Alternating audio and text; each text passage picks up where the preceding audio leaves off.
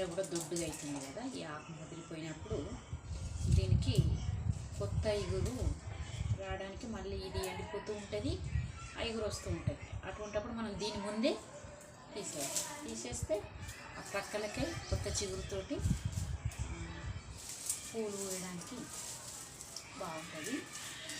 అవి మనకు కిందికి తగులవి కూడా, కిందికి ఉండేసరికి కూడా మనకు తలకు తగులుతూ ఉంటాయి. అట్లా ఉండకుండా చేసుకోవాలి.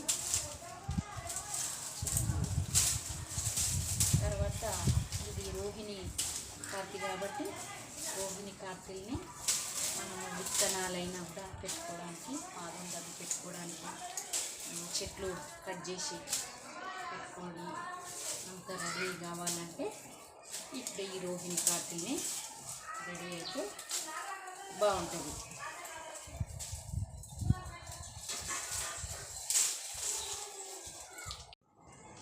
తర్వాత చెట్టు బాగు తవ్వి నీళ్లు నిలిచేటట్టు చూసుకోవాలి.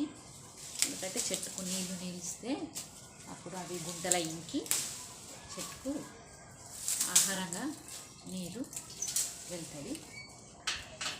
తర్వాత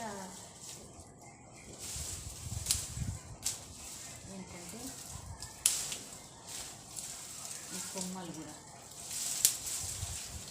చూడండి ఎండిపోతుంది. వీటికి ముందే మనం తీసేయాలి.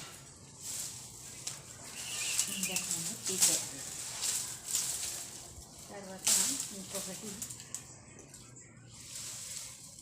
చూడండి, ఇది పువ్వు కదా, పూసి ఎండిపోయినాయి. ఇటువంటి వాటన్నిటిని తీసేస్తే మళ్ళీ కొత్త మొగ్గలు వస్తాయి. కొత్త మొగ్గలు వచ్చి పూలు పూసే అవకాశం ఉంటుంది.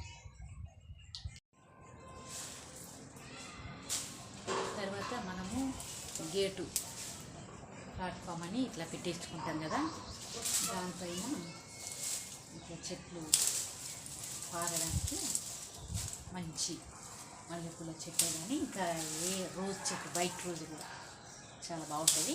పైన పారి పువ్వులు పూస్తే ఎంతో బాగుంటుంది. అట్లాంటి చెట్లను మనం సెలెక్ట్ చేసుకొని కూడా మంచిగా గేట్ ప్లాట్ఫామ్ మీద పారేలాగా చూసుకోవాలి. పూలు వచ్చేలాగా చూసుకోవాలి. తోట పని పొద్దున సాయంత్రం చేయాలి. తర్వాత ఇక్కడ నేను ఇట్లా పెట్టేసరికి పక్షులు వచ్చి ఇక్కడ గూళ్ళు కూడా గూడు పెట్టుకున్నాయి. వాటికి కూడా మనము నీడను ఇచ్చినట్టు అయిపోతుంది. వాటికి కూడా నివసించడానికి కూడా మనము అవకాశం ఇచ్చినట్టు అవుతుంది. వాటికి కూడా పక్షులకు కూడా సంతోషము. ఉండడానికి ఒకటి స్థలం ఉన్నది కదా, అవి వచ్చి మన ఇంటి చుట్టూ పక్షుల అరుపులతోటి కూడా బాగుంటుంది. ఉదయమే అవి మనకంటే ముందే లేచి మనల్ని లేపుతాయి, అరుస్తుంటాయి. అట్లా ఉంటాయి కదా పక్షులు.